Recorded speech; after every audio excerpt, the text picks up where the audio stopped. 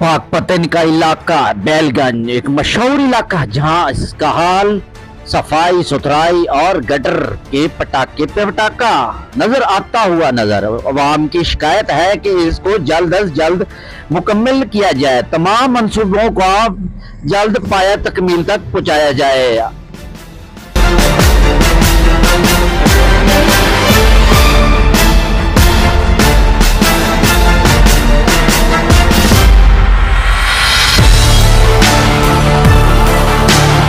हाँ जी स्कूल के आगे बहुत इलाका ख़राब है। रोड के ऊपर खड्डे पड़े हुए हैं, जिसकी वजह से बच्चों का आना जाना बहुत मुश्किल है। स्कूल के बच्चे बहुत परेशान होते हैं।